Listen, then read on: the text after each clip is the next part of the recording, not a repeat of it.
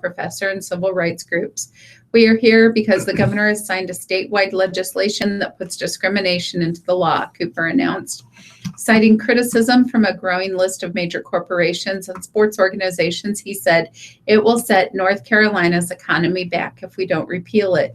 McCrory complained this week that a well-coordinated national campaign is distorting the truth, and in a video Tuesday, accused Cooper of inventing conflict that simply doesn't exist to justify his argument to refuse to defend the law. The CEOs of dozens of big technology, biotech, and financial companies signed a letter released Tuesday by gay rights advocates urging state officials to overturn the law, which the governor signed just hours after it was introduced and approved by Republicans in a special session. Discrimination is wrong, and we believe it has no place in North Carolina or anywhere in our country. As companies that pride ourselves on being inclusive and welcoming to all, we strongly urge you and the leadership of North Carolina's legislature to repeal this law in the upcoming legislative session, reads the letter, signed by IBM CEO Virginia Rometty, Apple head Tim Cook, and Mark Zuckerberg of Facebook, among others.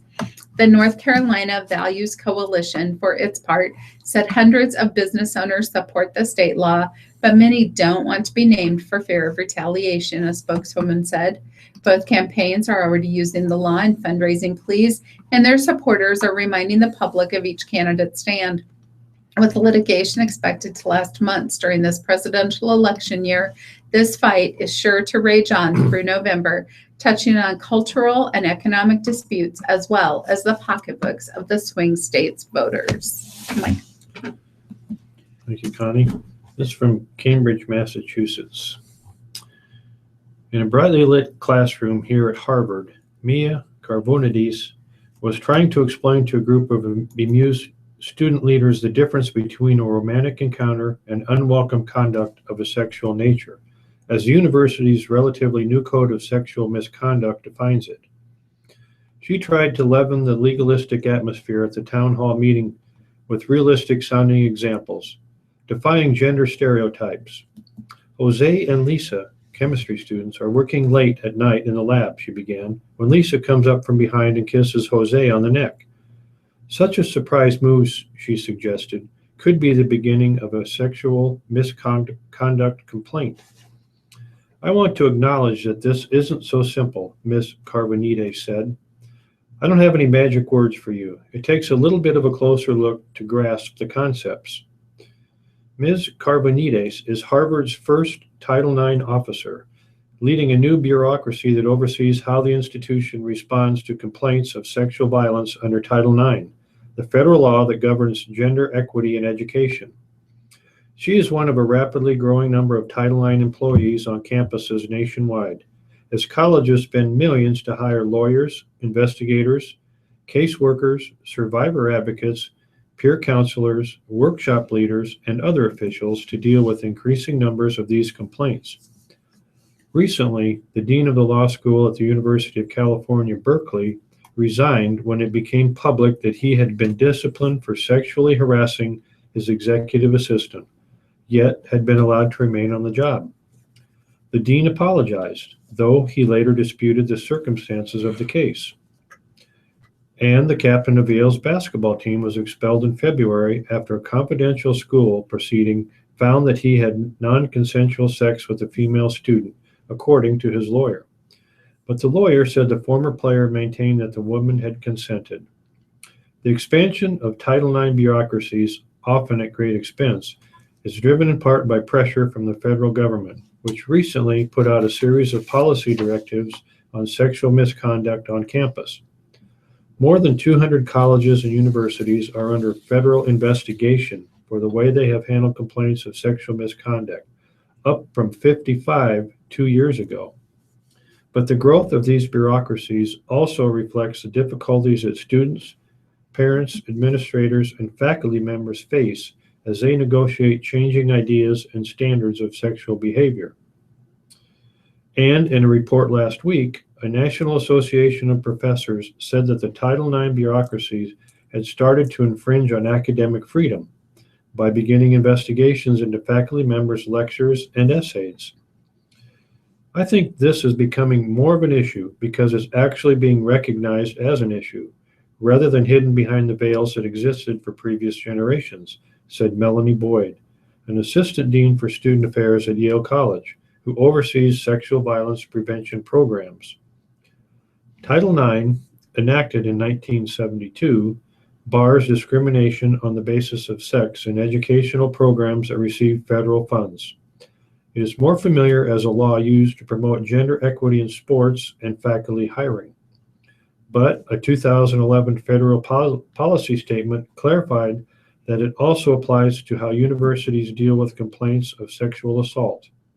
At a minimum, federal rules require colleges to designate one Title IX coordinator, at least part-time. Many colleges have gone far beyond that, at a cost ranging from thousands to millions of dollars. College officials said it was difficult to put a price tag on the efforts because they often span more than one department and involve volunteers and doubling up on jobs. There's so much more litigation on all sides of the issue, said Brett Sokolow, Executive Director of the Association of Title IX Administrators, an industry group of 5,000 members that did not exist until 2011 and has doubled in size for each of the past 2 years. This has very much created a cottage industry. Title IX coordinators who carry out policy and oversee how institutions respond to complaints can earn $50,000 to $150,000 a year. Mr. Sokolow estimated that the cost of lawyers, counselors, information campaigns, and training to fight sexual misconduct ranges from $25,000 a year at a small college to $500,000 and up at larger or wealthier institutions. Certainly, colleges are spending more related to Title IX than ever in history, both preventatively and responsively, Mr. Sokolow said. He estimated that dealing with an inquiry could cost 6 figures, and that responding to a lawsuit can run into the high 6 or even 7 figures. A check of employment ads online found recent calls for Title IX officials at the University of Chicago, Elon University, Barnard College, George Mason University, University of the Pacific, Lynn University, and Columbia University. At Yale, nearly 30 faculty and staff members work part-time or full-time in support of Title IX efforts, and twice as many faculty and staff members and students volunteer as advisors and committee members. In addition, Yale has trained 48 students who are paid to listen to students and intercede when they seem to be in distress. Harvard has 50 full-time and part-time Title IX coordinators across its 13 schools.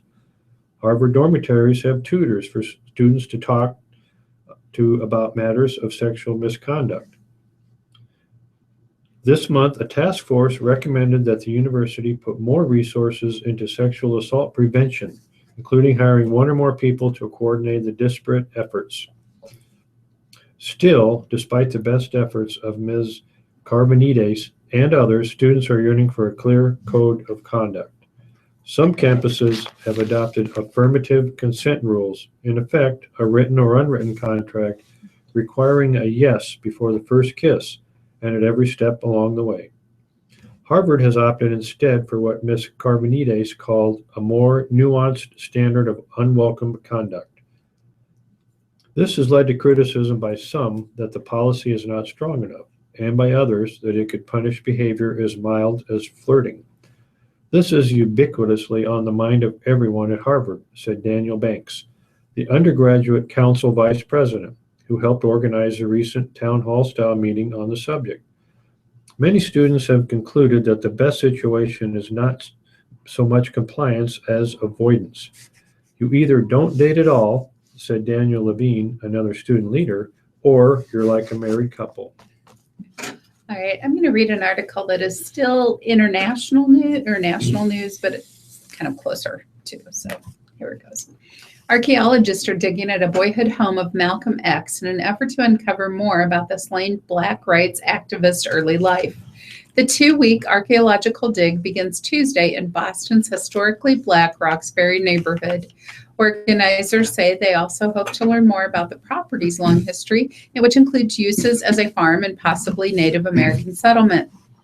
Members of Malcolm X's family and community residents are expected to help Boston's archaeology labs and researchers from the University of Massachusetts Boston undertaking the excavation. A ground-penetrating radar survey will be used this week to determine the best locations to dig, and major excavation work is expected next week. The site will be open to the public throughout to observe the work. The former Malcolm Little lived with his sister's family at 72 Dale Street as a teenager in the 1940s.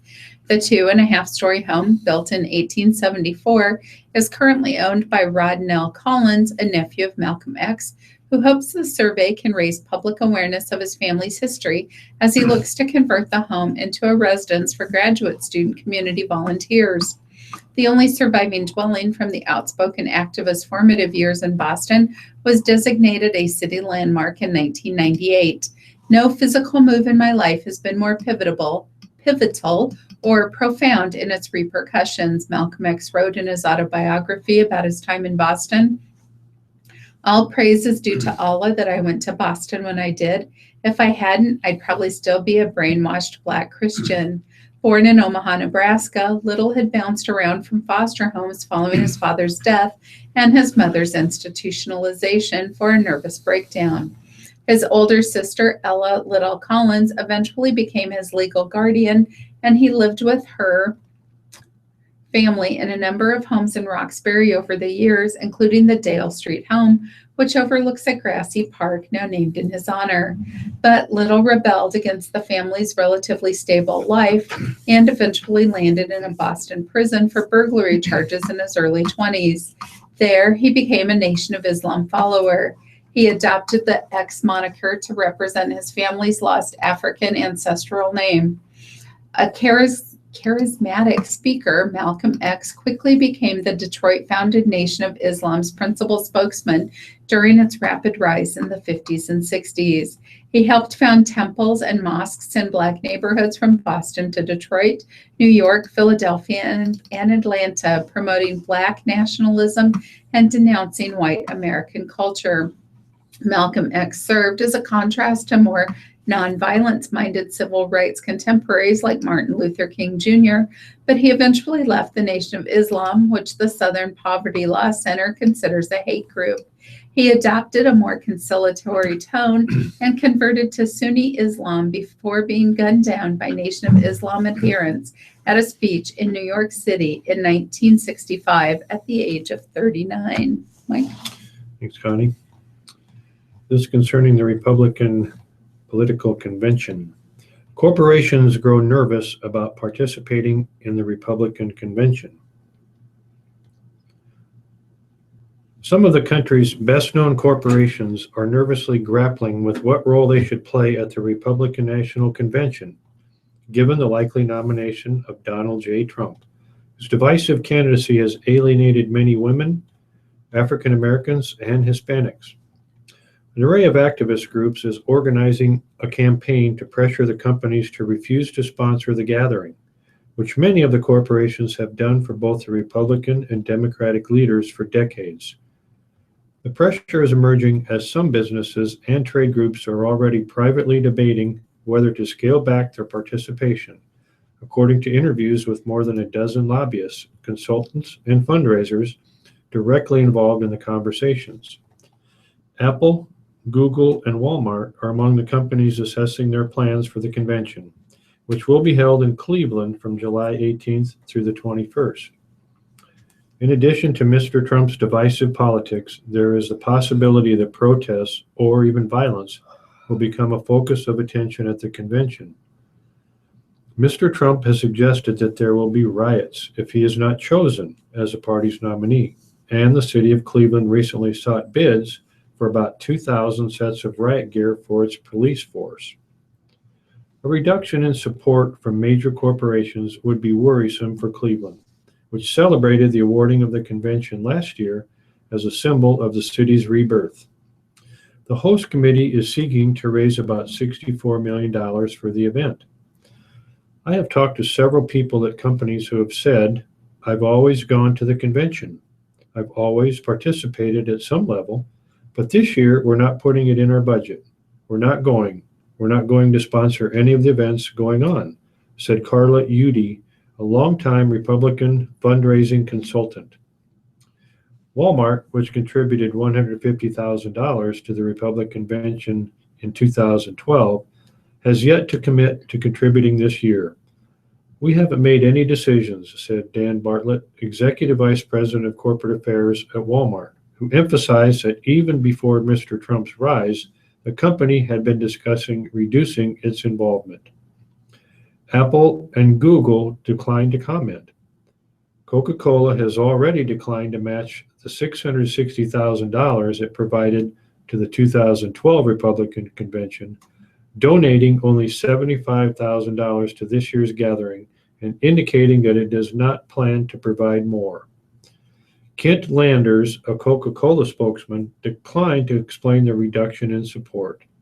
But officials at the company are trying to quietly defuse a campaign organized by the civil rights advocacy group Color of Change, which says it has collected more than 100,000 signatures on a petition demanding that Coca-Cola, Google, Xerox, and other companies decline to sponsor the convention. Donating to the event, the petition states, is akin to endorsing Mr. Trump's hateful and racist rhetoric. These companies have a choice right now, a history-making choice, said Rashad Robinson, the executive director of Color of Change. Once they start writing checks, they are essentially making a commitment to support the platform of somebody who has threatened riots at the convention. Do they want riots brought to us by Coca-Cola? The situation is especially delicate for Coca-Cola, which is based in Atlanta and has devoted significant resources for decades to efforts to appeal to minority groups. In a statement, Mr. Landers, the Coca-Cola spokesman, said the company had also provided $75,000 to the 2016 Democratic Convention, adding that the Coca-Cola Company is a nonpartisan business and does not endorse presidential candidates or nominees, nor do we endorse any specific party. But a Republican official with direct knowledge of convention fundraising said there was growing worry inside the party about whether donors would follow through with their pledges if Mr. Trump became the nominee. Asked how much of the $54 million the committee has in hand, Ms. Lauer said the majority. The state of Ohio, the city of Cleveland, and Cuyahoga County are contributing generously to the effort, she said, along with local businesses. The issue is a touchy one for American businesses, which until now have largely avoided the delicate choice between possibly offending Mr. Trump's passionate followers by distancing themselves from him or angering the equally vocal constituencies opposed to his candidacy. These are Maylocks months for everyone, said Bruce Haynes, a public relations consultant at Purple Strategies, a Virginia-based bipartisan communications firm. If this is going to look like 1968, there will be people that say, that's not where I want my product placement. The Color of Change campaign is now being joined by Hispanic, Muslim, and women's rights organizations. While Coke has been the focus of the convention push so far, the advocacy groups have also been in contact with Google, Cisco, and AT&T and said they would target these companies if the companies did not withdraw their contributions and vow to give more. Representatives from Cisco and AT&T issued prepared statements pointing to their technological support for both parties' conventions in the past. They indicated that they would offer the same in-kind assistance this year while emphasizing that their support was aimed at benefiting the democratic process. They declined to comment further. In a letter sent to Coke last month, Color of Change implored the company to withdraw support for the Republican convention, saying such a move would be a sign of corporate leadership. The push by Color of Change got the attention of Coca-Cola executives who quietly reached out to Mr. Robinson, the group's executive director, and in a series of previously undisclosed telephone calls and email exchanges, sought to mollify the activist group. In addition to the strong feelings Mr. Trump generates, There are fears that few elected officials to whom sponsors like to gain access to conventions might attend if Mr. Trump is a nominee. And for the first time since the Nixon era, federal funds will not be provided to defray the cost of the conventions, putting a greater burden on the power of the parties to raise the money. Conventions are unwieldy productions that often exceed their budgets. In 2012, Mitt Romney's national finance team helped raise money to cover the cost of the Republican convention in Tampa, Florida. And in 2004, when the Republican Party had its convention in New York, Michael R. Bloomberg, the mayor at the time, wrote a personal check to cover the host committee's shortfall. Thanks, Mike. I'm going to take a look at the at-a-glance column in the local section now. From Winnebago, a driver has been killed in a fiery crash in northeast Nebraska's Thurston County. The accident happened about 2:15 a.m. Monday on a county road about 3 miles from Winnebago. The Nebraska State Patrol says the car went out of control, rolled into a roadside ditch, and caught fire. The driver was pronounced dead at the scene. His name hasn't been released. An inmate assaulted a Nebraska Department of Correctional Services staff member Tuesday at the Nebraska State Penitentiary, a department spokesman said. The correctional officer suffered minor injuries and was released after being taken to a Lincoln hospital, Drew Nystrom said.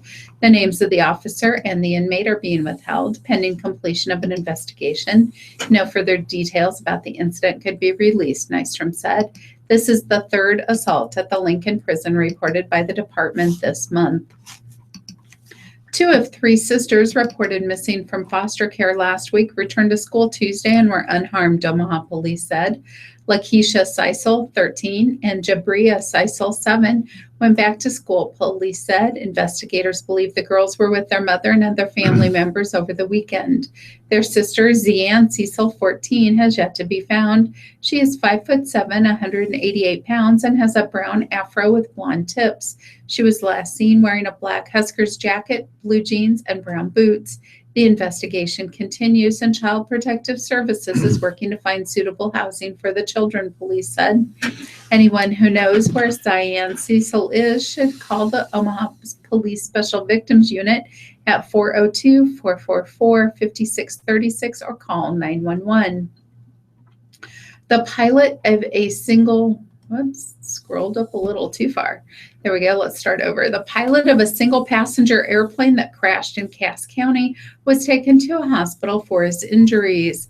Officials with the Cass County Sheriff's Department say authorities received a report of an airplane with engine trouble Sunday night. The plane later crashed in front of a field south of Louisville. The pilot, 44-year-old Eric Stajuhar, was flying the plane out of the Millard Airport in Omaha. He was trapped inside the airplane after the crash and had to be cut free. A helicopter transported him to the Nebraska Medical Center in Omaha. Hospital officials said Stajuhar was in fair condition Monday.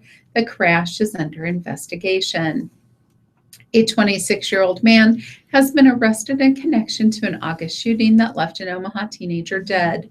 A news release from the Omaha Police Department said that the suspect was arrested Monday on suspicion of first-degree murder, use of a weapon to commit a felony, and use of a weapon by a prohibited person. Police found 19-year-old Garion Johnson with multiple gunshot wounds in North Omaha on August 8th. He was taken to a hospital where he later died. Another 26-year-old man was arrested earlier this month on suspicion of first-degree murder and use of a weapon to commit a felony in connection to the case. Nebraska Attorney General Doug Peterson's office on Tuesday alerted the public to look out for a text message scam from a sender claiming to be Pinnacle Bank. Recipients get a message claiming an unauthorized transaction has occurred and has a link that when opened asks for the person's name, card number, and ATM PIN, according to a news release. The text and website are not legitimate, said the Attorney General's office, which has gotten about 25 reports involving the scam since Monday morning from customers and non-customers of Pinnacle Bank. People concerned about their account safety or people who have clicked on the link in the message should contact their bank immediately, the release said. They should also notify the 3 major credit bureaus, TransUnion, Experian, and Equifax. Anyone needing additional help or wanting to file a complaint should contact the Consumer Protection Division of the Attorney General's office at 800-727-6432.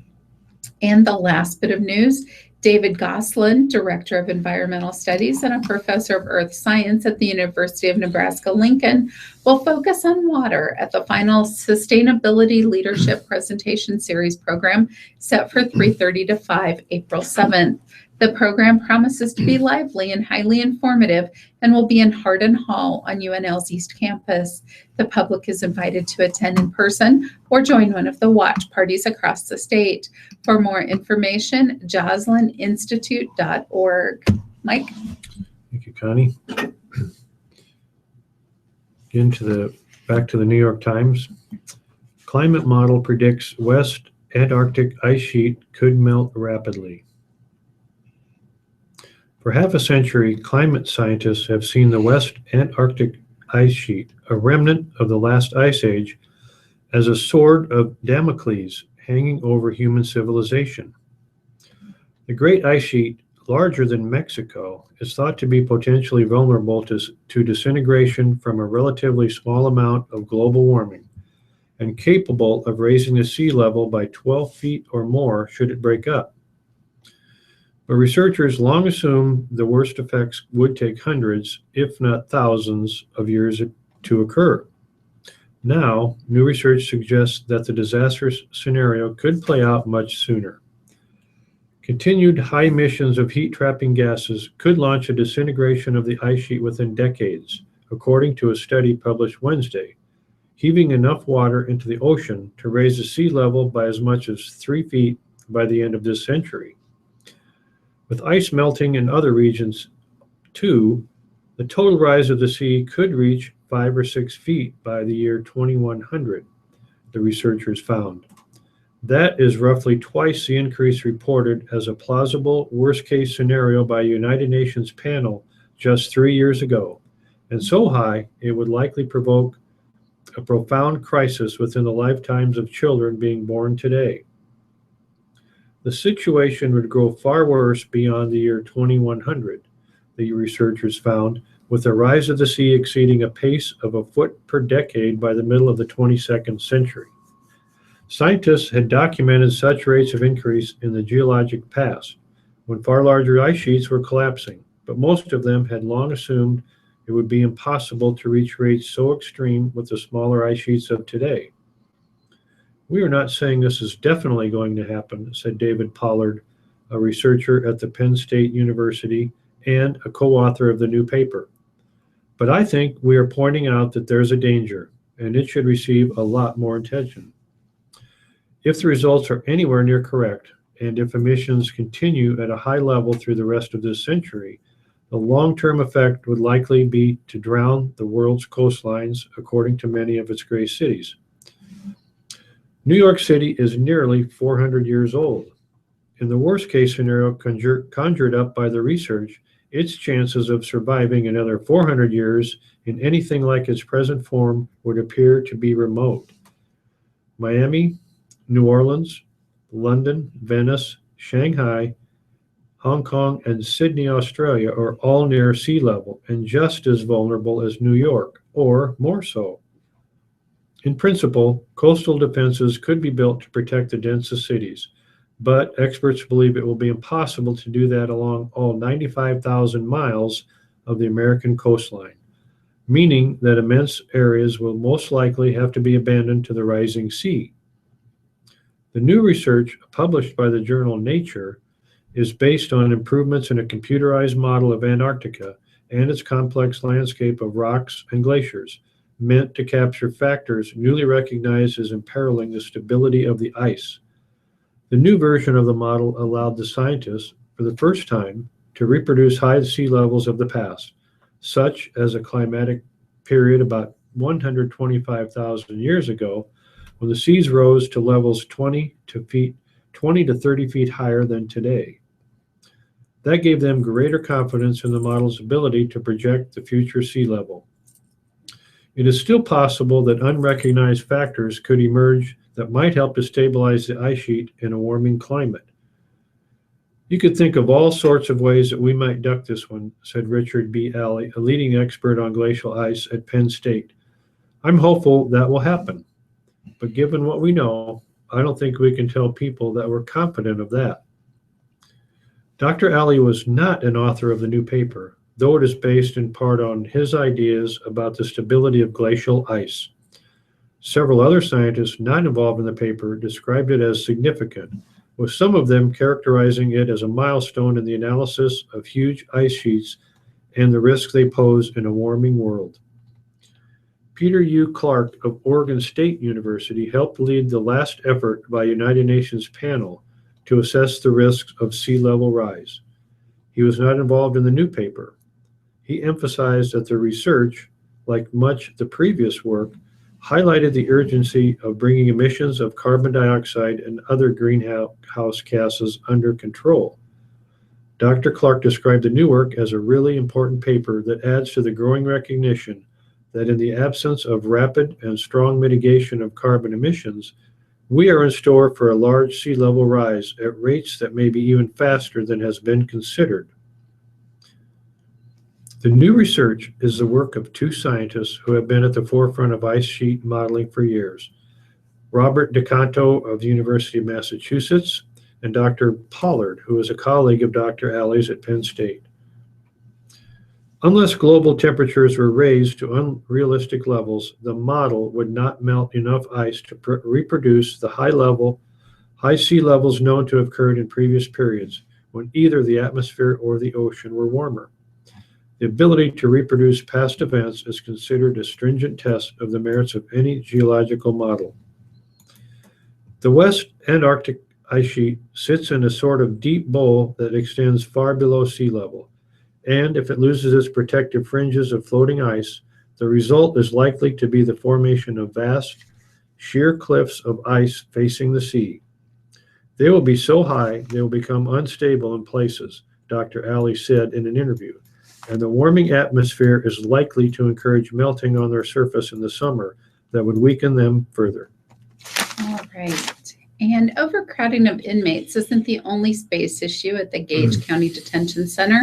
The Sheriff's Department is running out of room to store evidence, too, prompting another round of discussion by the Gage County Board of Supervisors this week. We're just running out of room for storage, mass storage, and evidence, Sheriff Millard Gustafson said. It's just getting to the point where I keep bringing issues. So we're aware of it and on the same page, but at some point in time, we have to make a decision on what we're going to do. Space issues at the jail have been discussed repeatedly in recent years, with everything from renovating the jail to building a new one with a neighboring county being proposed. County Board member Eric Tiemann said the discussion boils down to investing more money to renovate and maintain the aging jail versus investing in a new one. He said the county should be careful not to waste money upgrading the jail if a new building could become a reality in the foreseeable future. We tear something down and we build something new, Tiemann said. If we're going to do something substantial over there in the near future, I hate doing that and then tearing it back down. If we're not going to do anything, we may as well look at something more permanent for them because there's obviously a need. The jail was built in the mid-70s to hold 30 people. Board member Matt Bauman said the county might decide to ask voters for help, but he noted that the last bond issue that went to vote for a new jail didn't go in the county's favor. I think the board can do something less substantial, but the voters are going to have to approve something substantial. If we're going to do something substantial, you're going to have to go back to the voters, and I don't know that that tone has changed, he said. In November of 2009, a bond issue to build a new jail failed with approximately 1,400 votes in favor and 6,000 opposed. The bond would have provided $11.4 million for a new 85-bed jail and offices. We've got to make some decisions. We've got to get some decisions made somehow, said Gustafson. We can't keep going like this. Mike, do you mind if I share one more fairly short article? No, go ahead. All right. One of my favorite topics here currently. When Governor Pete Ricketts unveiled the new design for Nebraska license plates, which incorporated the sower for the first time, he called it beautiful. He said it was a great way to brand the state.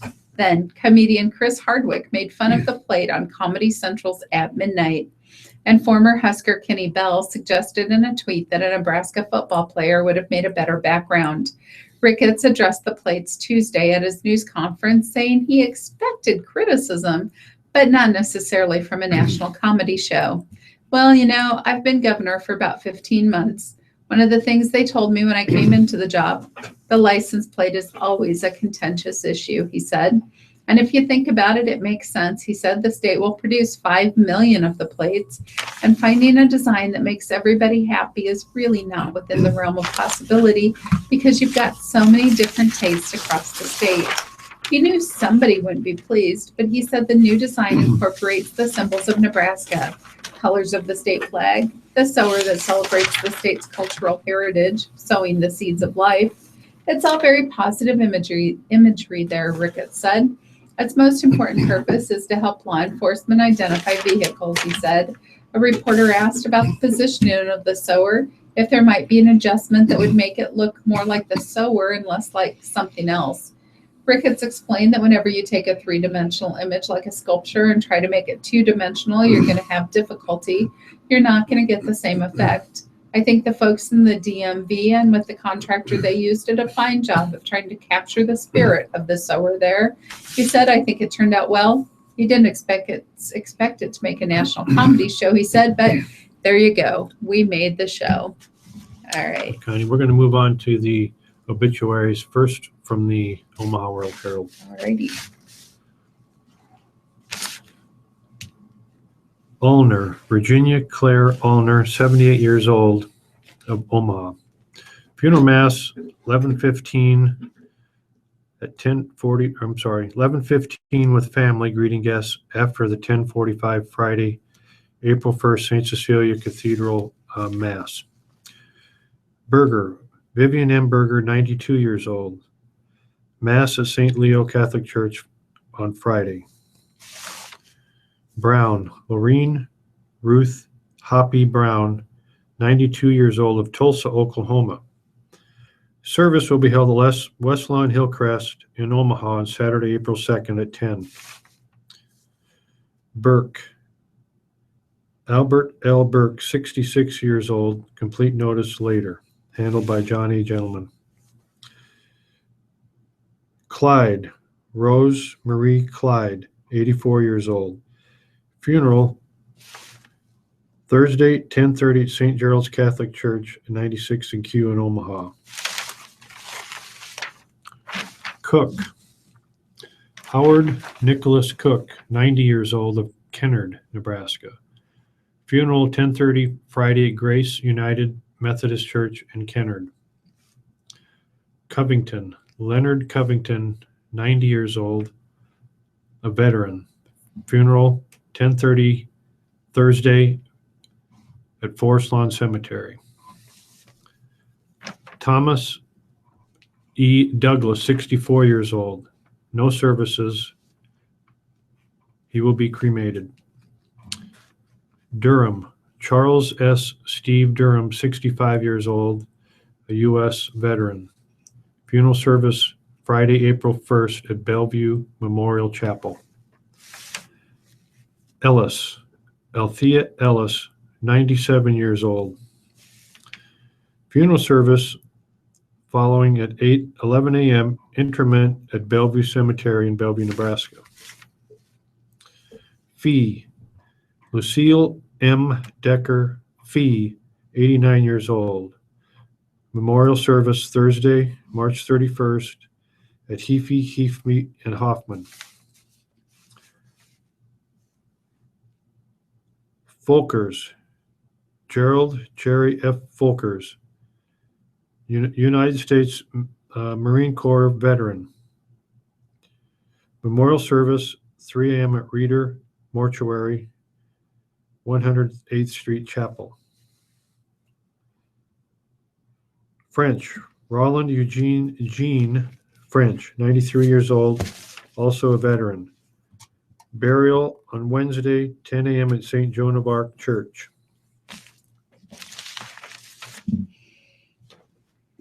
Hamlet. David K. Hamlet, 52 years old. Funeral service Friday, 11 a.m. at West Lawn Chapel, West Lawn Hillcrest Funeral Home. Hartman. Leah Johnson Hartman, 93 years old. Memorial service 10 a.m. on Saturday at the Church of the Holy Spirit Episcopal Church in Bellevue. Harriman. Carl D. Harriman, 71 years old. United States Air Force veteran. Memorial can be sent to the Sienna Francis House or Food Bank of the Heartland.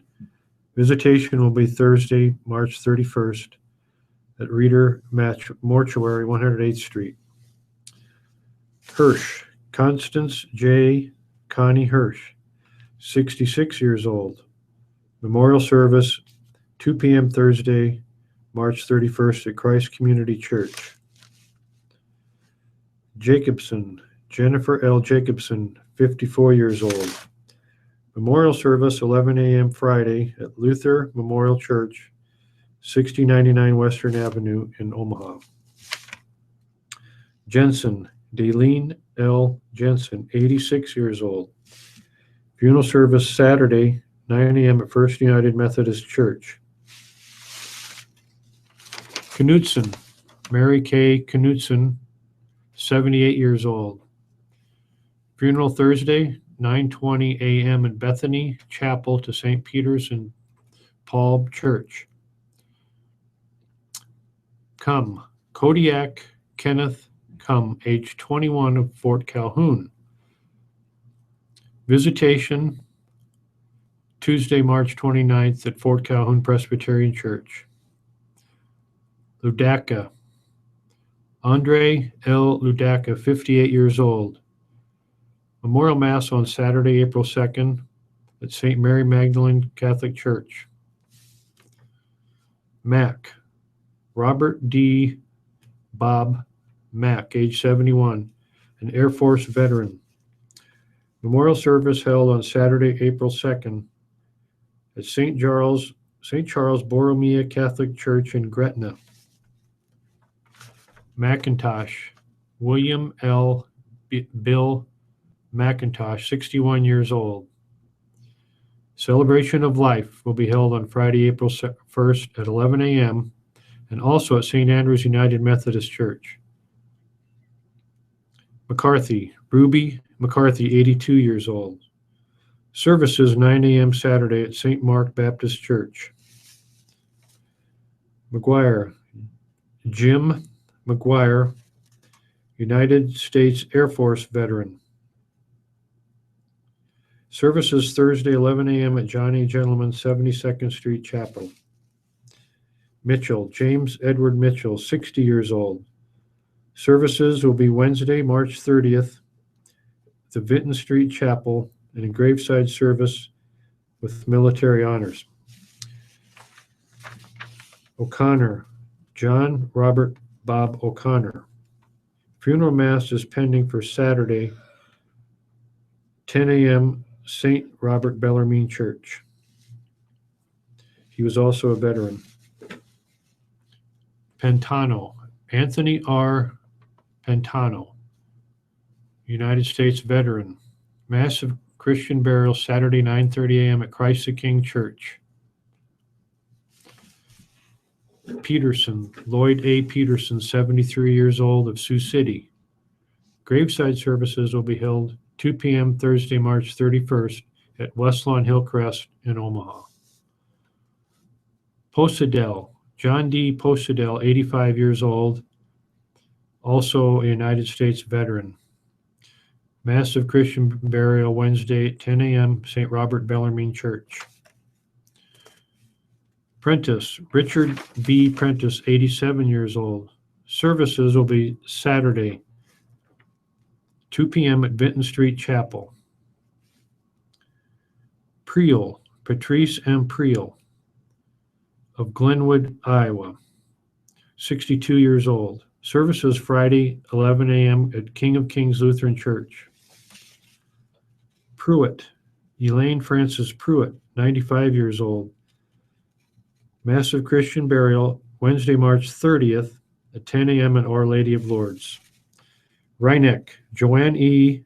Black, Rhineck, 87 years old. Service 6 p.m. Thursday with visitation from 6:30 to 8 at St. Bernard's Church.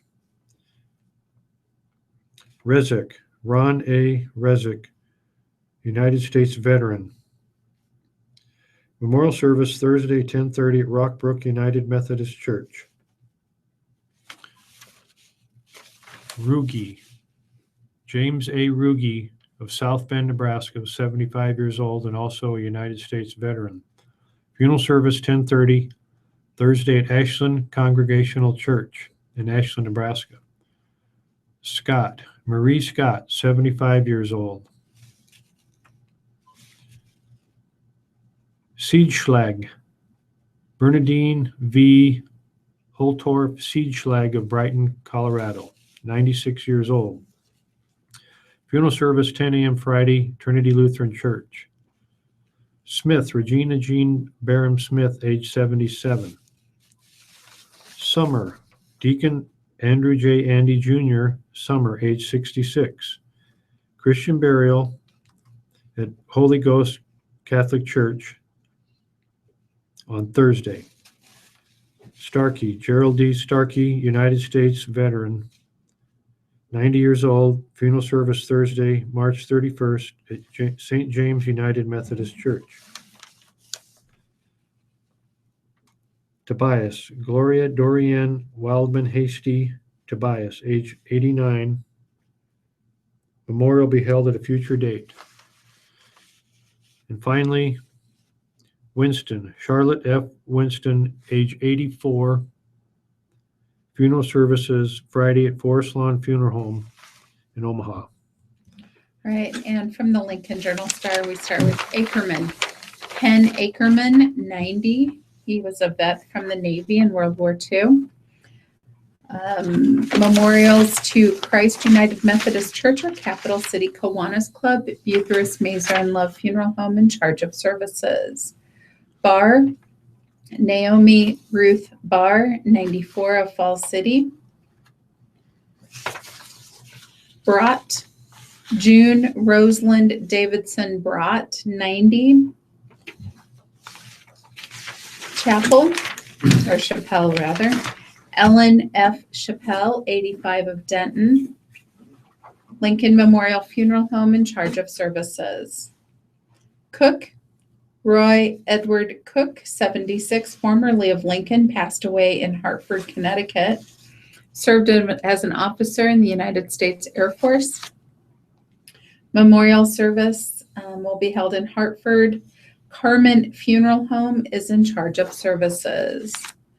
Dalton, Keith A. Dalton, 64, died at his home in Marina, California. Memorial donations may be made in Keith's name to the Sierra Club Foundation in San Francisco.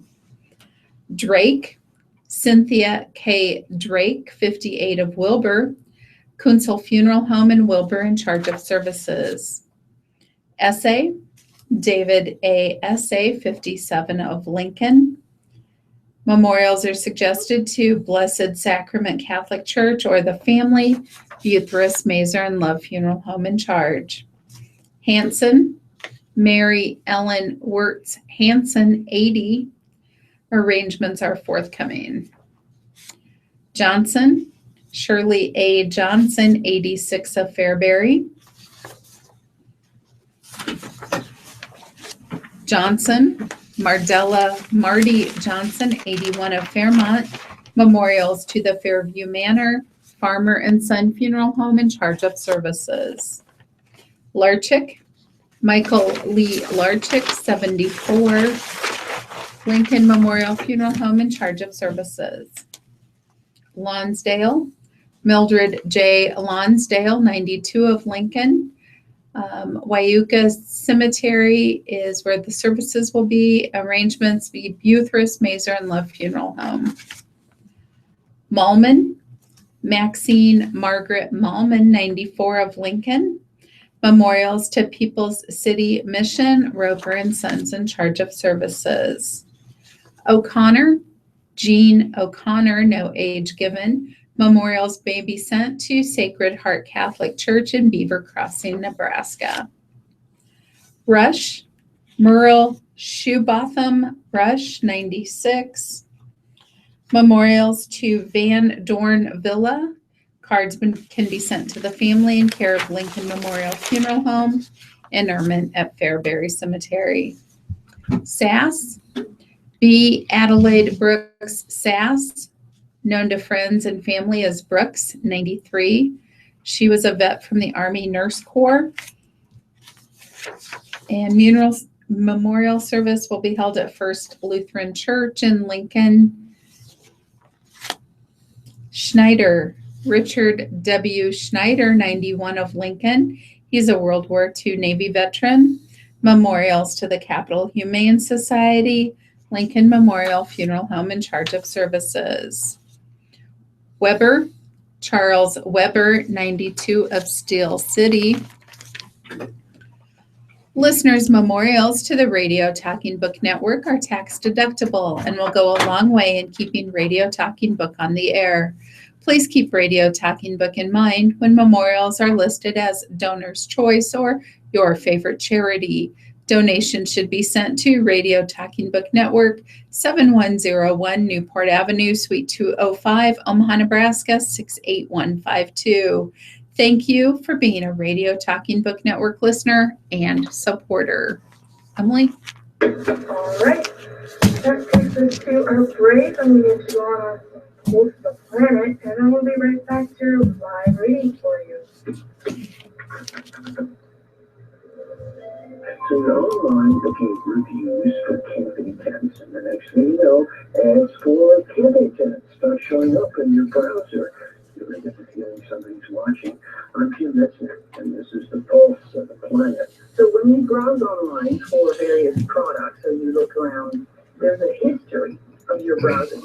So depending on which browser you use, it keeps track of what you search over time, and then eventually creates some sort of profile of you.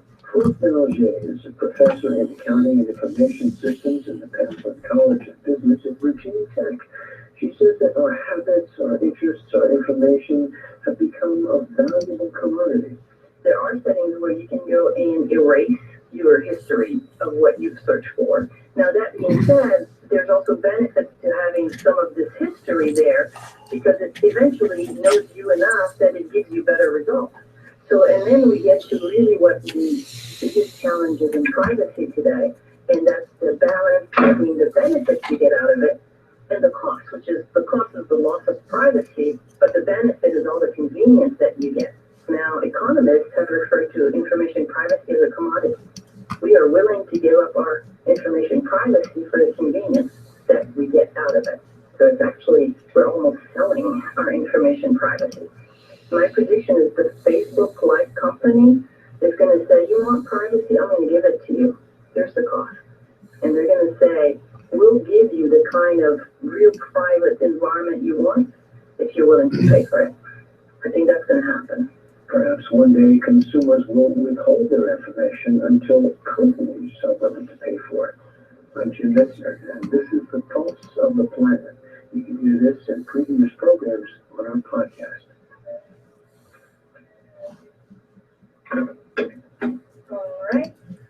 That brings us back from your break. I want you to remember this is your Radio Talking Book Network, your information network serving Nebraska and its neighboring states. The Radio Talking Book Network is brought to you with cooperation from KIOSFS in Omaha and statewide is the NEC Radio Network. So it looks like both Connie and Mike are ready and ready to go for a second round. So I'm going to hand it on over to the two of them, and they're going to get right back on your live reading for you. Thanks, Emily. We'll be moving on to editorials and opinions. This will be from the New York Times. America needs frank talk on ISIS. With the military campaign against the Islamic State making some progress, American officials have begun to sharpen plans to expel the terrorist organization from two major cities it still controls. Recapturing Raqqa in northern Syria and Mosul in northern Iraq from the Islamic State is critical. But President Obama has not made the case for expanding America's role in the fighting, nor has he given a forthright assessment of the resources that would be required. Since Mr. Obama authorized the first airstrikes in Iraq and Syria in 2014 to curb the rise of the Islamic State, administration officials have been vague and at times disingenuous about the evolution of a military campaign that has escalated sharply. White House officials initially pledged not to commit ground troops to the effort. They later deployed small teams on the ground, which have been conducting raids in Iraq and Syria. After a Marine was killed in a rocket attack in northern Iraq, Pentagon officials last week said American troops were deployed in a previously undisclosed remote base and conducting artillery strikes. General Joseph Dunford Jr., the chairman of the Joint Chiefs of Staff, sought to portray the artillery battery that came under attack as analogous to air power. This is no different than aviation fires we've been delivering, he told reporters last week. This happens to be surface fires. The two are, in fact, different, and they expose troops to different degrees of risk. The Pentagon has refused in recent days to disclose how many American troops are deployed in Iraq. Last year, Mr. Obama set a cap of 3,870 American troops, but the Defense Department has been exceeding it by not counting service members on short temporary assignments and those who overlap for a short period with units that are being replaced. The White House last week provided a synopsis of the next steps in the campaign against the Islamic State in a 7-page report to Congress. It says that the group has not had a major military victory since May, and the American warplanes have significantly cut its revenue by bombing oil trucks and other targets. The report says the American military will intensify airstrikes and raids, continue to advise Iraqi and Kurdish troops, and increase training of local police and volunteer forces. It does not acknowledge that a far larger number of ground troops would be needed to do that. Mr. Obama needs to be straightforward about deploying more troops. It has not been transparent for the public, where Representative Mac Thornberry, a Texas Republican, has said, who is a member of the Armed Services Committee. My view is that the president jumps through hoops because of his views of this politically. Mr. Obama has not made a clear argument that giving the Pentagon free rein can lead to a greater success against ISIS. It seems inevitable that the next president will be dealing with this fight. Mr. Obama would do his successor a favor by being frank with the American people about the struggle and choices ahead. All right, let's take a look at the letters to the editor in the Lincoln Journal-Star. We start with one from David Autry of Lincoln. He says the lawsuit filed by Nebraska and Oklahoma against Colorado was, as the Supreme Court ruled, frivolous and unwarranted. Sure, maybe those border counties in Oklahoma and Nebraska are having more drug arrests than in the past. If these counties would stop pulling people for bogus traffic violations, these people would drive right through our state buying lunch, getting gas, and spending money. Let Illinois, Ohio, Pennsylvania, and the rest deal with it. Those border counties are only adding to their own troubles with their somewhat questionable tactics on the interstate. And the unveiling of Nebraska's new So What license plate is a truly sad event. The introduction of the dullest, dreariest, saddest plate in years makes one wonder if the people of Nebraska have lost any sense of passion or even any desire for the good life. The fact that a state would pick a dull, lifeless rendition of the sower who seems to be searching in his pants for something important on a sterile, lifeless background and decked only with a silly blue bar and gold letters is indicative of a state lacking in imagination and spirit. Nebraska, in choosing this soul-deadening display of the lackluster, seems to be telling the world that it has lost its way, if not its will, to continue. People, what happened to your joie de vivre? How can a state facing the 21st century choose a license plate that looks like a dull rendering of 1950s license plates? Frankly, I think that we, the people of Nebraska who love our state and see it as a place of beauty and a land of splendor filled with the kindest and warmest people around, need to flood the governor's office and the powers that be and demand they chuck this piece of garbage that I would be ashamed to have attached to my car and seek out a license plate more fitting of the state. And that is from Terry Alstead in Lincoln. And we have one more, and this is from Larry McClung of Lincoln. He says, amidst the turmoil of the current Republican presidential race, where conventional wisdom has been turned on its head and political pedantry has become a guessing game, one axiom has remained absolute. You can fool some of the people all of the time. And as a skilled practitioner, Donald Trump is doing just that. Astonishingly, he is appalling by being appalling. There is no nuance to Donald Trump. It's punch him in the face, go get him out of here, build a wall, keep the Muslims out, bombast, which would certainly explain why he attracts those who subscribe to the with us or against us intolerance championed by the George W. Bush and Dick Cheney administration. He appeals to the baser elements in the electorate who lack skills of discernment. It's at the point where his supporters are unable to see that Trump's interest in governing are as remote as Mitch McConnell's interest in giving Merrick Garland a fair and constitutionally mandated, I might add, hearing. Donald Trump's interest in winning, nothing more, nothing less. This alone makes him a rock-solid establishment Republican. Don't you just love irony? Mike? Thanks, Connie. Back to the New York Times, a few letters concerning terrorism and what makes a terrorist. Efforts by researchers and policymakers to pin down how or why people become radicalized and join violent movements has certainly become a notoriously frustrating, semi-masochistic endeavor. It seems as if anyone and his opposite may be included in at-risk populations. But while there is no harm in trying to identify markers and trends in radicalization, we must not allow that effort to distract us from the much more important task of understanding and ultimately defeating the political ideology that is attracting so many followers in the first place. The hard reality is that the longer a militant movement within a powerful global ideology appears to be winning on the world stage, as is the case with the Islamic State, the greater the numbers and diversity of the recruits it will be able to net across countries and communities, including inside the United States. That letter from Stuart Gottlieb, a former Senate Foreign Policy Advisor. And next, the question of who will become a terrorist seems impossible to answer even retrospectively. But one thing does seem clear. The young people attracted to terrorism are looking for belonging, fame, glory, and righteousness. An essential antidote could be the use of messaging to change the paradigm. What is needed is a credible voice that booms out the truth, that being a terrorist leads to the opposite, to a wasted life and infamy. Grim images and truthful words are needed to break the myth that terrorists will become immortal heroes, to show how they merely are pawns in a plot.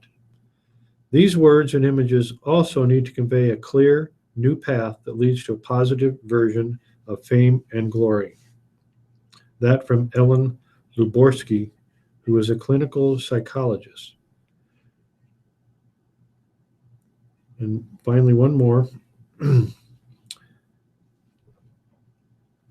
Although, as your article says, the backgrounds of terrorists are so diverse that they defy a single profile, the murderers share a characteristic that is worth noting: a casual acceptance of causing the death of random people.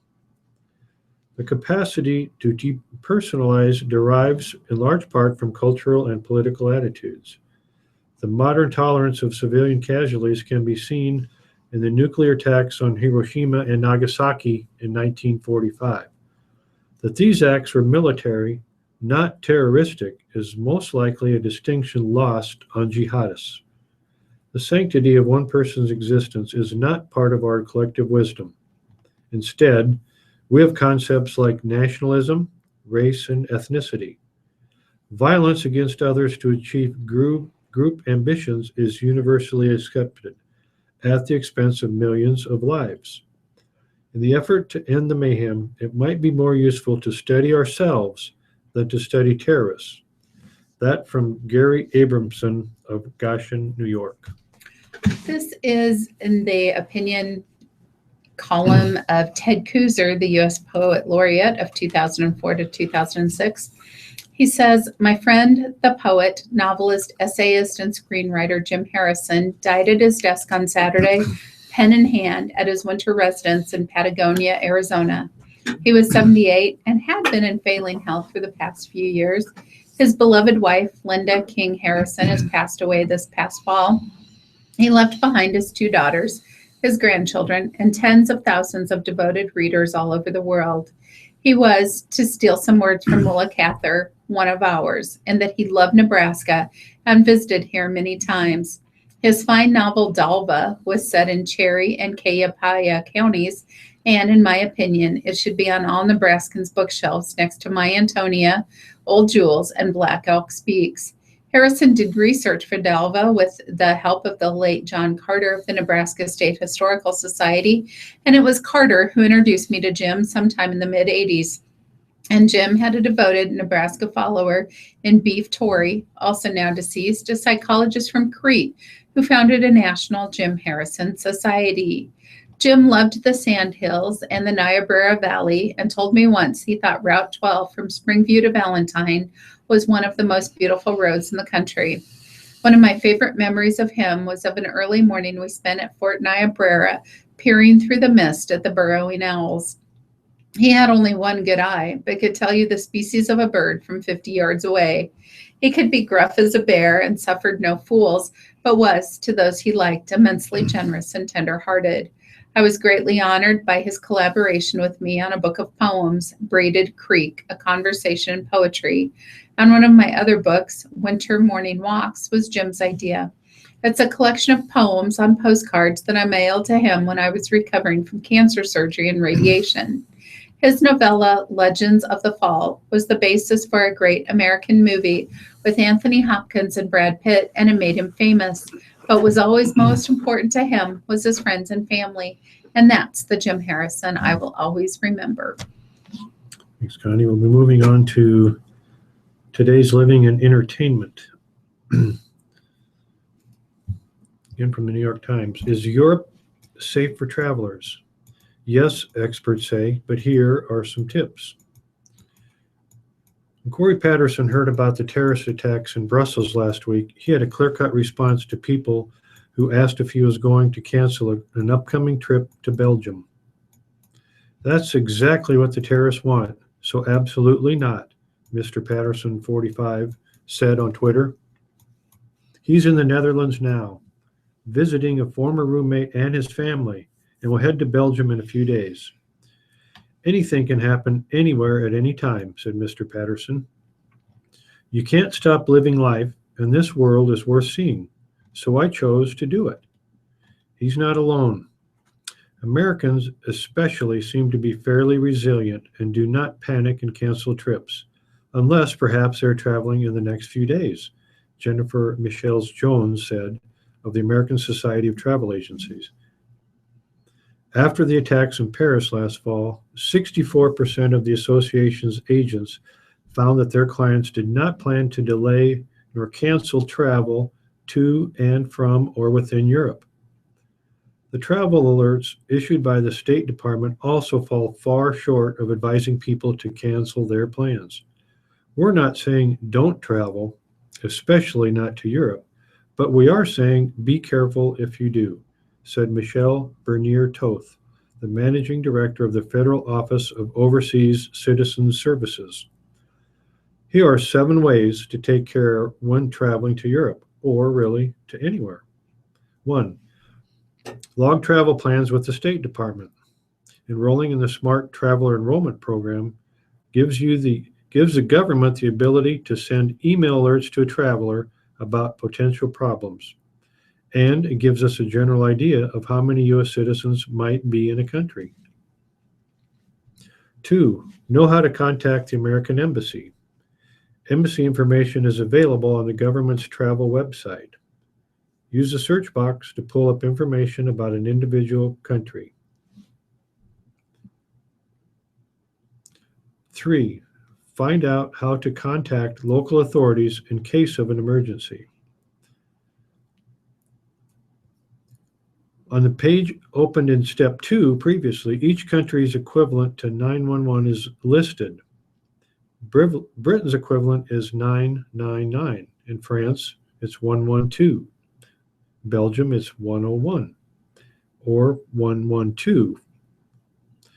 This information is under the Safety and Security pull-down menu, though not usually at the top of the app.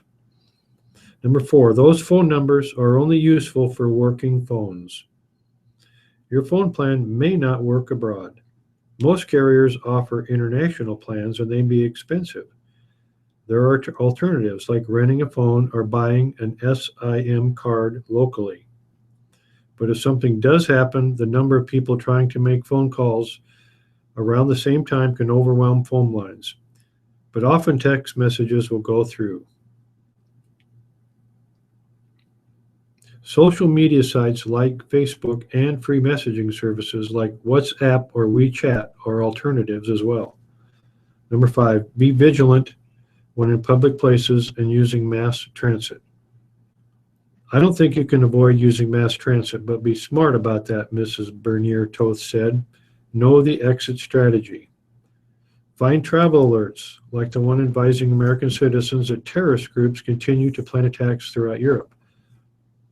Number 6, give a copy of your itinerary to family members or to friends. Number 7, understand the differences among various travel insurance policies. Some policies will cover medical expenses, others won't, and there are always clauses to worry about. We recommend travelers ask the travel insurance provider about force majeure clauses and whether or not they are covered, Mrs. Michelle Jones said. These are things in contracts or unavoidable accidents or chance occurrences that cannot be planned. Let's take a look at the Dear Amy column. Dear Amy, I'm struggling with the decision of whether I should stay with my husband. We have 2 young children, have been together for 17 years, married for 14. He just got fired from his 9th job in 17 years. Some he left, 1 he got laid off from, 3 he got fired from. It usually takes him a while to get another job. He works around the house during his unemployment times. However, most of the housework falls to me. I have been working steadily for 20 years. The bigger problem, which now has come to the forefront, is our sex life. He has never been very amorous and now is even less so. He blames me for his low sex drive. He says I don't dress slutty enough, or there are dishes in the sink, or the house doesn't look good enough, which contributes to his downward drive. I'm not sure that I would like to live the rest of my life with someone who clearly doesn't want to be with me. However, there are 2 young children, ages 2 and 10, in the picture who adore their father. Your advice, signed, Unloved. Dear Unloved, from your description of your husband's inconsistent work record and behavior at home, it sounds as if he may have a number of undetermined issues getting in his way. He could be depressed, have anxiety, a hormone imbalance, or ADHD. Is he willing to talk about this, see a physician for a thorough screening, or see a counselor with you? Is he feeling overwhelmed or perhaps fearful of having more children? Does he want to be married? These are all questions for him to try to answer. I agree with you that a lifetime of this would be very hard to bear, but neither of you seems to have started the process of trying to save your marriage. You will need to balance the needs of you and your children, examine your own motivations, and figure out if you can afford to support 2 households before deciding to part. Children who adore their parents can continue to adore them through divorce if both parents part peacefully and are cooperative and loving. Dear Amy, I am getting married in 2 months. It is my first marriage. I am 44. My mom passed away 19 years ago. My dad has not always been in the picture, but we have a good relationship. When I called to let him know I was getting married, he was happy for me. But when I told him I was getting married on the same date as he and my mom got married, he lost interest. When I went to see him, he never once asked to see my ring or about any plans. He just does not say a word about it. I would have thought that since I am his only daughter and my mom is not here, he would be a little more maternal. I think he should offer some cash to help with the cost too, but I'm not sure how to bring it up. Lost little girl. Dear Lost, you are not a little girl. You're a grown woman. You say your father's not always been in the picture, and so I assume that perhaps your parents divorced before your mother's death. If that is the case, then you choosing their wedding anniversary for your wedding date may be very confusing for your father.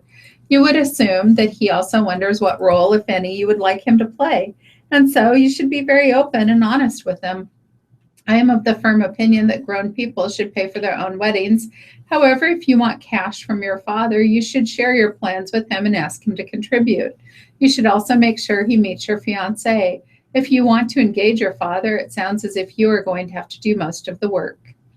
And the last one is Dear Amy, recovering, wrote for advice about what to tell nosy coworkers about a skin cancer scar on her face.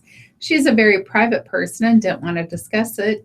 She should just lie to them and tell them she fell off her bike or something. There's nothing wrong with telling that kind of lie.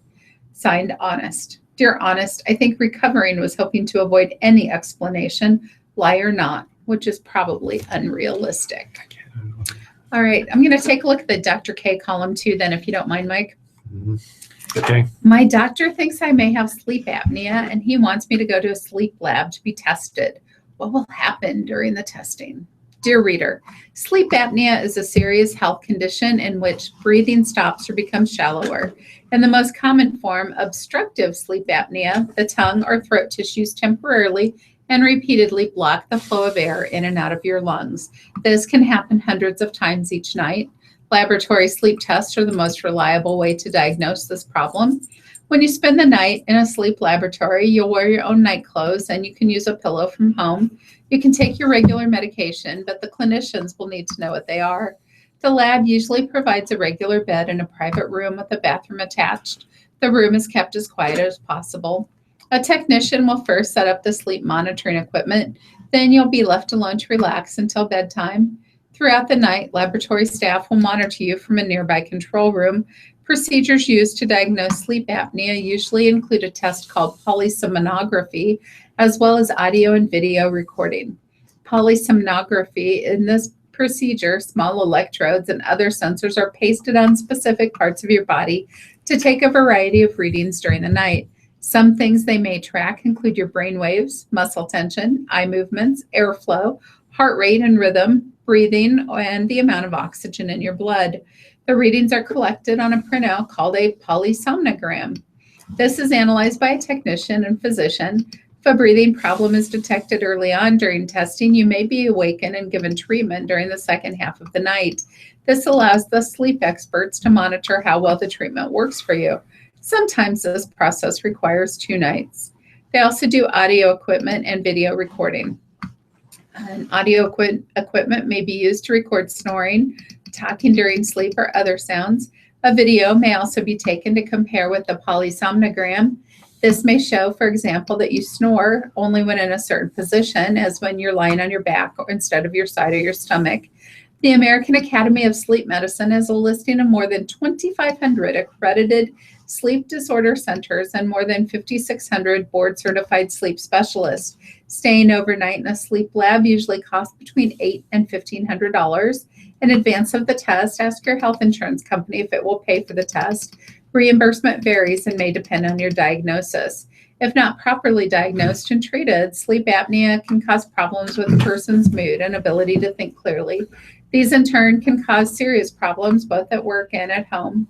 In addition, by interrupting deep sleep, sleep apnea may increase the risk of obesity, diabetes, and other diseases. Sleep laboratory testing is a painless procedure, and I wouldn't hesitate to have the testing done. Did you find anything, Mike? Yep. All right. I'll move on to some entertainment concerning a movie. It's a documentary about autism. A documentary about the widely discredited link between autism and vaccines, which was pulled from the Tribeca Film Festival, will now be released in a New York City theater on Friday. The film, Vaxxed, From Cover-Up to Catastrophe, was removed from the Tribeca program last week after the festival's co-founder, Robert De Niro, who at first supported its screening, reversed course, saying the documentary would not contribute to a positive discussion about medical and public health issues. The film's distributor, Cinema Libre Studio, a small Burbank, California company, said the film's message had been misconstrued. Cinema Libre said that after the film's premiere at the Angelica Film Center on Friday, the company was planning a wider release in other cities.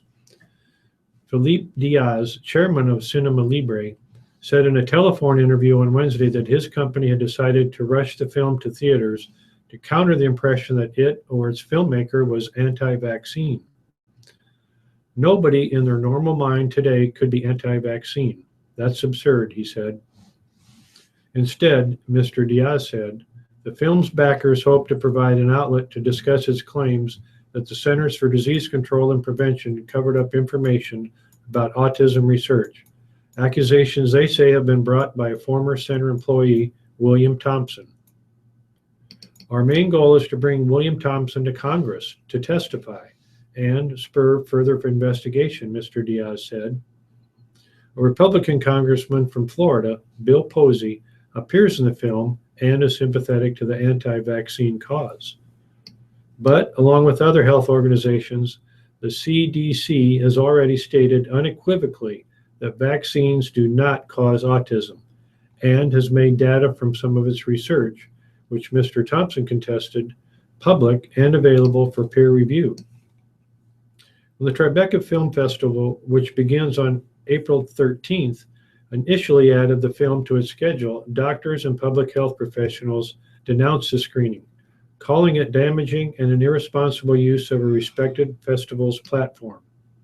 The director and co-writer of Vaxxed is Andrew Wakefield, an author of a small 1998 study about autism and vaccination that was published in the British medical journal The Lancet, and then retracted in 2010. The study has been widely and frequently debunked. Mr. Wakefield has also had his medical license revoked. A statement on Cinema Libre's website posted late Tuesday said the company had been involved with Vaxxed since the fall of 2015, and a spokeswoman said it had originally planned to release the film in June.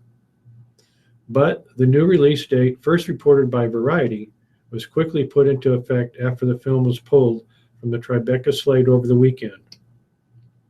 Mr. Diaz said in working on Vaxxed, which is brought to Cinema Libre by Dale Bigtree, a producer and writer of the film who also appears in it, his company asked to see the filmmaker's research, although he acknowledged that none of us are scientists. They had like months to study the movie, Mr. Diaz said, referring to festival programmers. They told us from very early on that it was accepted. It was only after its place in the lineup was made public and drew negative attention, despite Mr. De Niro's support, that the festival leadership rescinded its screening, partly because Mr. Diaz said its sponsors were unhappy. But David Wilson, a founder of the True False Film Sheet, a respected annual documentary showcase in Missouri, said censorship is an off-the-mark charge when the film still had many other outlets. It will have 7 screenings per day at the Angelica Film Festival versus the sole showing that was planned at Tribeca. Censorship is denying a voice, Mr. Wilson said. That film has been denied a platform, but it certainly hasn't been denied a voice. All right, I'm going to take a look at food days that you can celebrate this week. March 30th, today, Turkey Neck Soup Day. I missed that one. The day celebrates the end of winter and coming of spring with a hearty bowl of soup stock flavored by turkey necks, according to Foodimentary.com. Did you know Benjamin Franklin gave turkeys the name Tom? He reportedly used it as a way to tease Tom Jefferson, for failing to designate the turkey as the national bird. March 31st, National Tater Day. We're not talking tater tots, which had their own day on February 2nd, but the slang word for potato. Incidentally, potatoes have their own national holiday in August. The origins of Tater Day date back to 1843, when the folks of Benton, Kentucky gathered together to celebrate spring and trade sweet potato slips, which are used to grow the plants. April 1st, National Sourdough Bread Day. Sourdough bread is made by the fermentation of dough using naturally occurring lactobacilli and yeast. Typically, it has a mildly sour taste, not found in breads made with baker's yeast.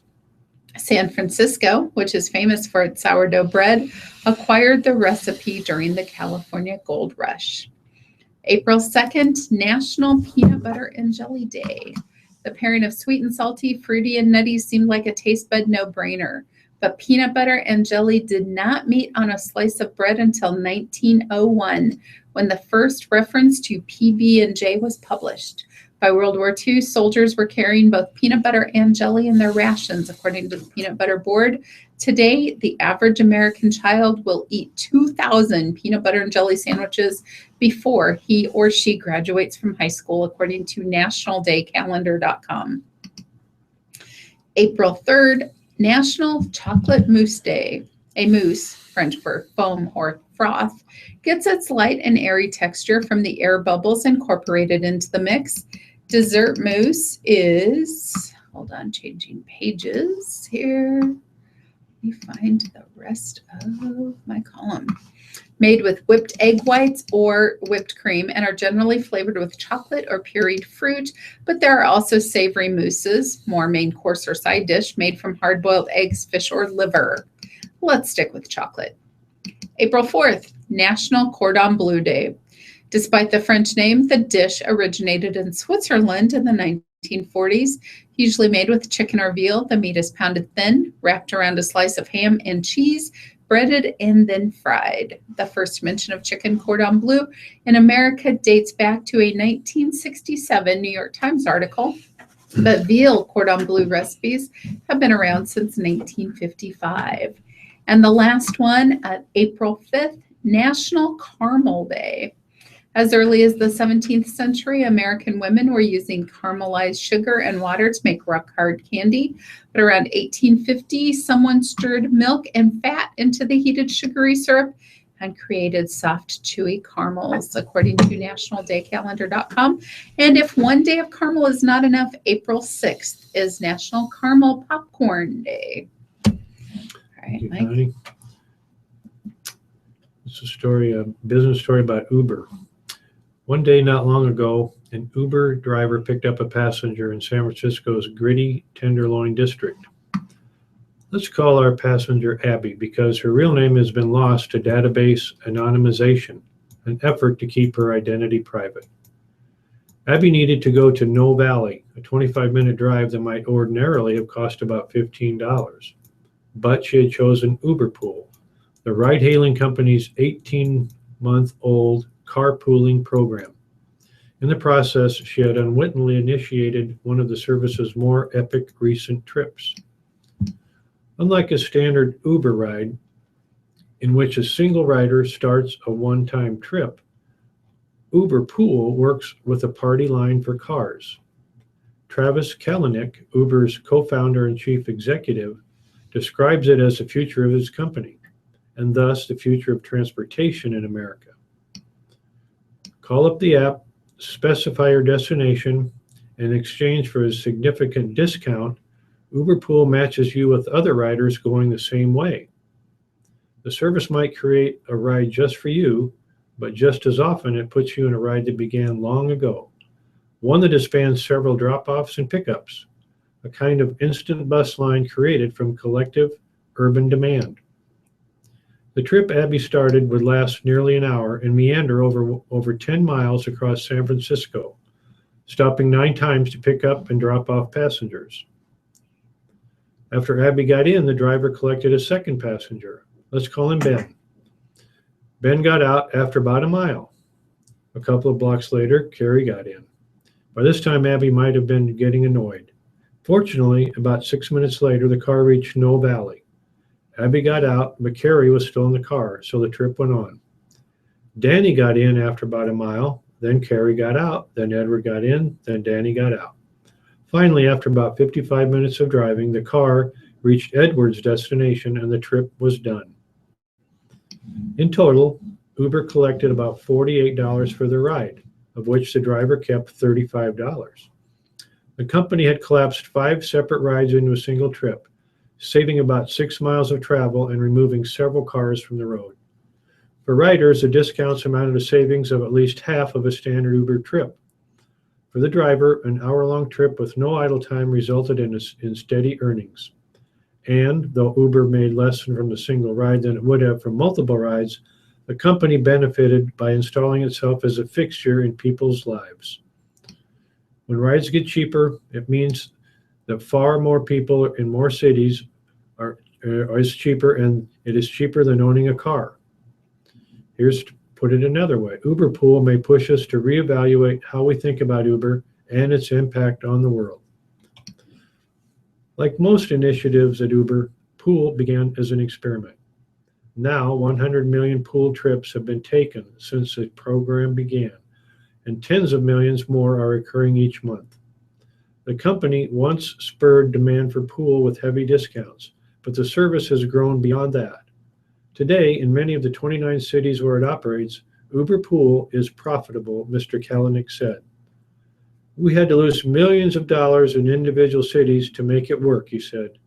But at this point, it's no longer a bet in terms of financial investment. The only question is how much more efficient we can make it. Beef is making a comeback. After decades of diners shunning steaks and burgers for healthier protein options such as chicken and turkey, Americans will eat an estimated 54.3 pounds of the red meat apiece this year, the first increase since 2006 and almost half a pound more per person than in 2015, according to data from the U.S. Department of Agriculture. Cheaper prices are spurring discounts on new menu items at restaurant chains, including Chili's and Wendy's. Protein-centric diets such as the Paleolithic or Paleo and autoimmune protocol that eliminate grains and sugar also are funneling the shift. Certainly, there's been a big push toward eating more meat and more meat protein, said Alton Kalo, an analyst at Steiner Consulting Group, an economic and commodity trading advisor. Increased beef production also is contributing to the rise, he noted. Suddenly, there is this extra supply of meat. You're going to have to somehow consume all of it. At the start of 2014, U.S. cattle supplies were the lowest in more than 6 decades after years of drought in the South and Southwest. The shortage sent beef prices surging to records. Since then, ranchers have been able to raise more cattle, and the latest USDA numbers show herds at a 5-year high. That's helping to drive prices down. In February, a pound of uncooked ground beef retailed for $4.38, about 7% below a year ago, according to data from the Bureau of Labor Statistics. Even with the lower cost, beef consumption is well below historic levels. Americans ate as much as 94.3 pounds per person in 1976. Chicken has outpaced it since the early 1990s, and diners are projected to eat more than twice as much chicken, turkey, and pork this year. Restaurant chains are trying to shift their preferences, using the cheaper prices to promote special menu items. Some Texas Roadhouse locations are advertising a Wild West Wednesdays special with an 8-ounce sirloin and 2 side dishes for $9.99. The Louisville, Kentucky-based company has said it expects to pay 1% to 2% less this year for food than in 2015, mainly because of lower beef prices. Consumers are drawn by discounts, and the lower beef costs help make them possible, said Kurt Kane, Chief Concept and Marketing Officer for Dublin, Ohio-based Wendy's. Mike? Thank you, Connie. We're moving on to sports. This with the Final Four NCAA basketball story. Secretly, perhaps even subconsciously, NCAA officials must have been rooting against a North Carolina-Syracuse matchup in the men's Final Four. Any 2 teams but those. Any. The organization must be cringing because while the Tar Heels Orange National Semifinal features two classic programs in a classic matchup, it also guarantees that an unwanted guest, an academic fraud, will be front and center on its biggest stage. Is that unfair? Probably for this year's teams. After all, the North Carolina players, led by their academic All-American Marcus Page, were not involved in the biggest academic scandal in their university's history. That story continues to unfold at North Carolina's muddied feet, but essentially it is this. Over an 18-year period ending in 2011, Tar Heel athletes in revenue sports were steered to bogus classes for which they earned grades that were artificially high, so those players could meet eligibility requirements. As punishment for those sins, the NCAA could impose penalties on North Carolina anytime it's ready. Well, anytime but during the Final Four this week. Rest assured, that announcement will come much later, after the confetti falls. What's another few days or weeks when it has taken the NCAA's investigative team years to figure out that some North Carolina athletes were taking courses that didn't really exist? In reality, that slow motion timeline is par for the NCAA course. It took the organization 8 years to determine that the Syracuse men's basketball program had broken a whole other set of rules. The Orange spent so much time waiting for the other sneaker to drop that they flagellated themselves before the NCAA could do it, preemptively barring themselves from the postseason last year before any ruling was handed down. Coach Jim Boeheim said his current players weren't involved in anything regarding Syracuse's past academic misconduct, its drug policy violations, and its doling out of improper benefits. For those broken rules, the basketball program forfeited more than $1 million in postseason revenue, lost scholarships, and saw its off-campus recruiting privileges limited.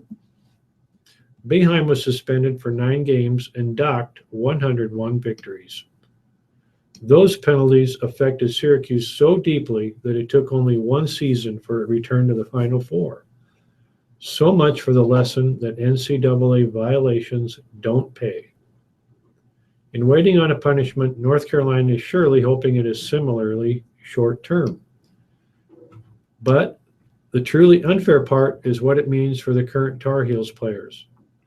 Just as they should be celebrating and being celebrated for a great season, they are under a shadow that's not of their own making.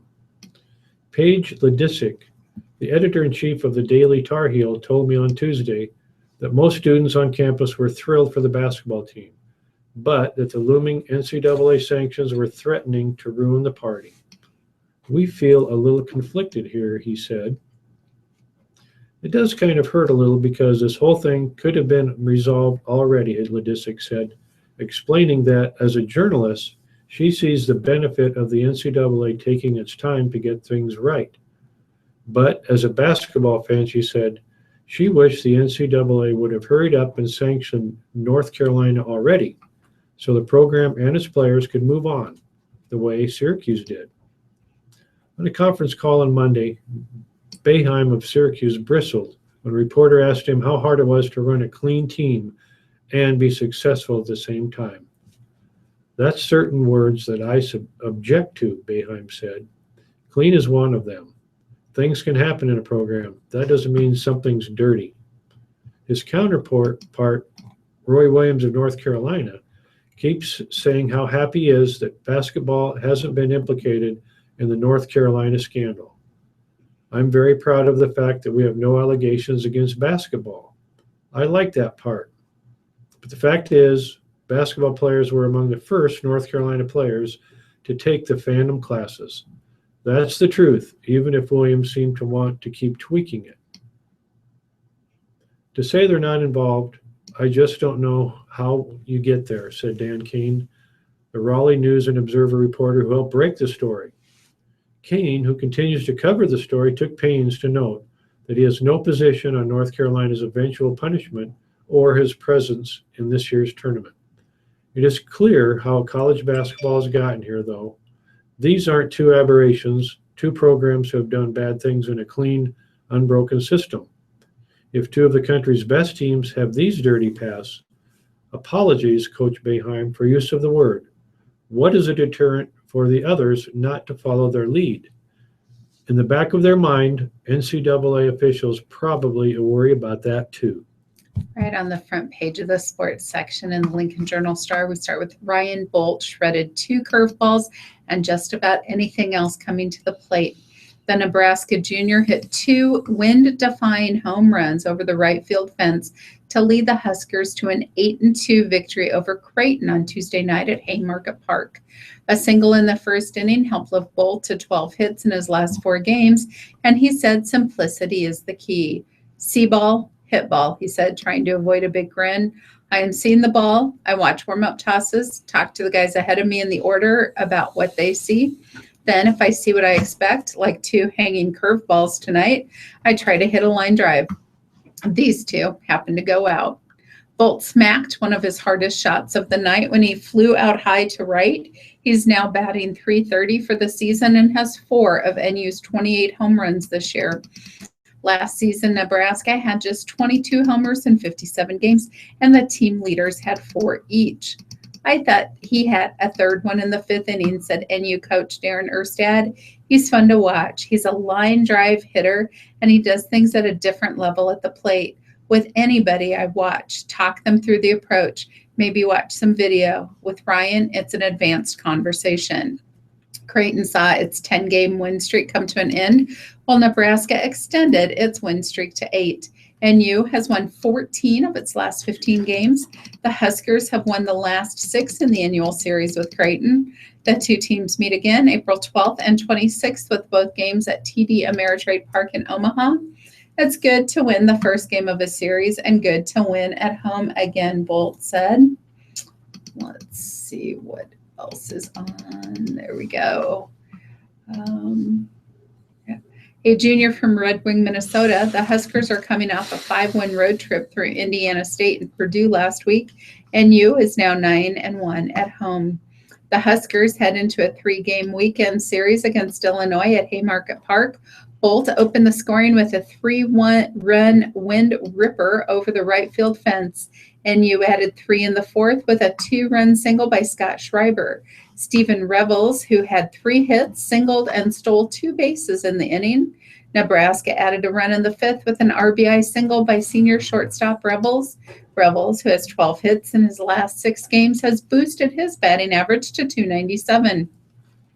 Nebraska's first 7 runs came with 2 outs. This season, the Huskers have scored 52 of 158 runs on 2-out hits. I told our guys what Nebraska was going to get 11 hits, and what did they get? 11 hits, said Creighton coach Ed Cervais, whose team slipped to 16-5. Creighton's team earned run average of .215, 3rd best in the country, was battered by Husker hitters. If it was going to come down to if we could hit and if we could keep the walks down. But we walked 5, hit 1, and had just 8 hits ourselves. Mike, got anything else over there? Yep. Some more about the NCAA basketball. Of all the things that could distinguish the 4 teams remaining in the NCAA men's basketball tournament, record, size, talent, experience, one factor may be undervalued: penmanship. In the locker room, coaches still rely on their handwriting to relay halftime adjustments on whiteboards that look as if they were appropriated from a 7th grade classroom. The same is true on the bench, where, in courtside huddles, players try to keep up with frantic scribbles, the X's and O's that often result in blank stares. Even for college basketball's most innovative minds, the only instrument with which to confer their strategic visions on the court is a felt-tipped pen, usually tethered by a string. For that reason, whiteboards remain an integral bench player with myriad roles. Coaches toss him in losses, and players laud them after wins. North Carolina coach Roy Williams writes numbers on them for motivation. Coach Chris Beard broke his hand punching one at an Arkansas Little Rock game this month. Fortunately, Beard's cast was a soft one. He could still draw during his team's NCAA tournament games. This old school affinity between coach and calligraphy appears odder by the year, as other sports and even the NBA have embraced the ease of the technology. NFL teams, for instance, have used tablets on the sideline since 2014. And the NCAA Football Rules Committee recently permitted coaches to use electronics in the locker room at halftime. Major League Baseball announced a deal with Apple this week to provide every coaching staff with iPads, part of a technological evolution in which players duck into video rooms between at-bats to watch replays for instant analysis. It's just part of the culture that you grew up with, the Notre Dame assistant Rod Belena said. You have your dry erase board and certain things you do with it. Some of this is not all the coach's fault. The NCAA prohibits the use on the bench of electronic equipment, which includes cell phones, tablets, computers, and anything else capable of electronic transmission, a spokesman said. By contrast, the NBA has loosened its restrictions on sideline technology. While electronic communication devices on the bench remain prohibited, laptops and tablets have been allowed since 2012 for scouting, for presenting information, and for reviewing video, as long as those devices are not connected to an online network. Although neither the NBA nor the NCAA limits the use of electronics inside the locker room, most coaches stick to whiteboards in there as well. But if you're in the pros, guys might want to see where they were. While with college kids, they just sort of are like, yeah, I know, I didn't box out. Almost as soon as whiteboards went mainstream, however, technology arrived to enhance or replace them. Touchscreens went from an innovation to the mass market over the last 3 decades of the 20th century, with Xerox, Smart Technologies, and Apple, among many others, making them and putting them in offices, classrooms, and eventually the palm of people's hands.